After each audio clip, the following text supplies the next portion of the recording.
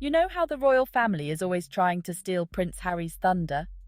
Well, with all the global attention Harry and Meghan are commanding with their Colombia tour, King Charles and William are trying to draw attention to themselves by reviving something that happened months ago.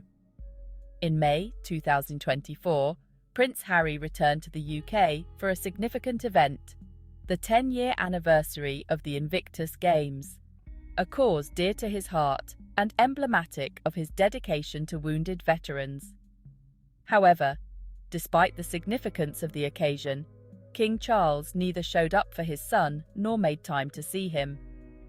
Now, months later, the British media is trying to portray Harry as ungrateful and aloof because he allegedly refused an invitation to stay at Buckingham Palace and chose instead to stay in a hotel.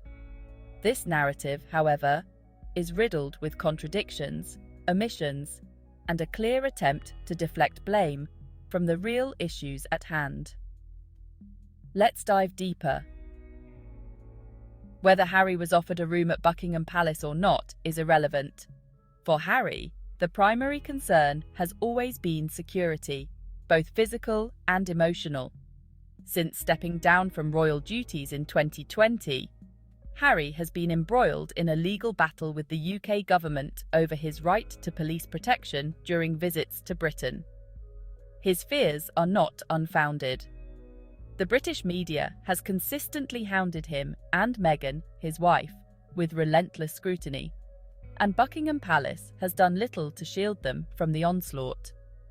In fact, we know the palace was used to leak information regarding Harry and Meghan to the press, further eroding Harry's trust in the institution. Staying at Buckingham Palace would have meant subjecting himself to the very environment where his privacy could be easily compromised. Moreover, the palace's silence on the matter of media leaks speaks volumes. It is an implicit endorsement of the press's actions. Harry, acutely aware of the traps being laid for him, wisely chose to nope out of the situation. The decision to stay in a hotel was a calculated move to protect himself and his privacy. Secondly, the media's narrative conveniently omits crucial details about the timeline of Harry's visit. His trip to London was well publicised for months, with ample notice given to both the royal family and the public. The Ministry of Defence organised a church service to commemorate the Invictus Games anniversary, and Harry's presence was anticipated. However, King Charles, despite being aware of his son's visit, chose to schedule numerous events during the same period, leaving little room for a father-son meeting. When Harry's team approached the King's office to arrange a meeting, they were rebuffed. Harry, in turn, released a public statement acknowledging that there would be no meeting due to Charles's full programme. This straightforward admission sparked weeks of palace-driven media frenzy, with aides scrambling to explain the King's refusal to see his son. Yet, at the time, there was no mention of any offer to stay at Buckingham Palace. It is only months later that this narrative has been conveniently crafted, raising serious doubts about its authenticity. If such an offer had indeed been made, why wasn't it mentioned during the initial media storm?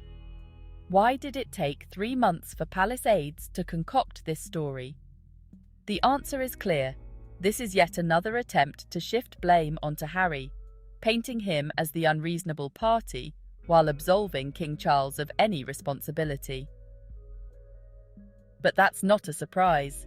The British media has long been complicit in portraying King Charles as a benevolent figure who can do no wrong, while casting Harry as the rebellious, ungrateful son. This narrative serves the interests of the monarchy, maintaining its image of stability and grace. However, the truth is far more complex. The strained relationship between Harry and his father is not as a result of Harry's actions.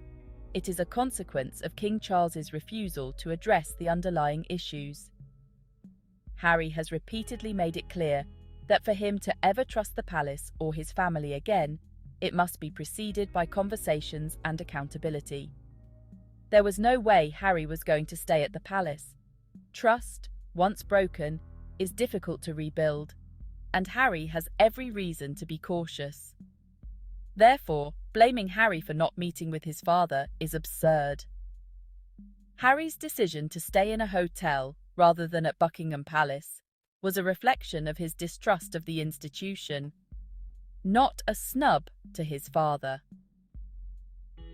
Now, it is no coincidence that this story has resurfaced now, at a time when Harry and Meghan are making headlines for their successful tour of Colombia. The couple has been warmly received in Colombia, where they have engaged in meaningful discussions on topics ranging from mental health to digital safety. Their impact in Colombia has been significant, drawing attention to important issues and showcasing their commitment to making a difference.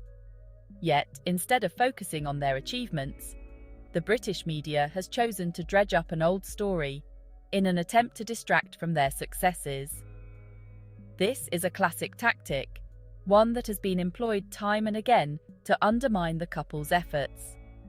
By shifting the focus back to Harry's alleged snub of his father, the media seeks to detract from the positive narrative surrounding the Sussexes' work. But this distraction tactic is transparent. The public can see through the smoke and mirrors, recognizing the media's attempts to manipulate the narrative. Harry and Meghan's work in Colombia speaks for itself, and no amount of palace spin can diminish their impact. Having that in mind, it is important to note that at the heart of this story is a simple truth. King Charles had the opportunity to meet with his son, but he chose not to. And don't forget that when Harry found out that his father was ill, he immediately flew to be by his side.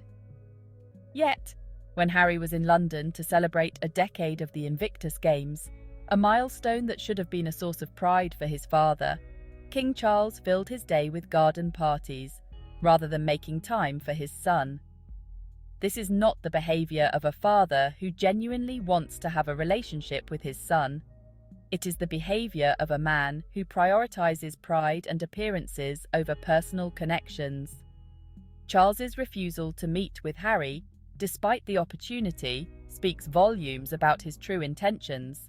And now, by allowing this false narrative to be aired in the media as a distraction from the accomplishments of the Sussexes, King Charles has further damaged his relationship with his son.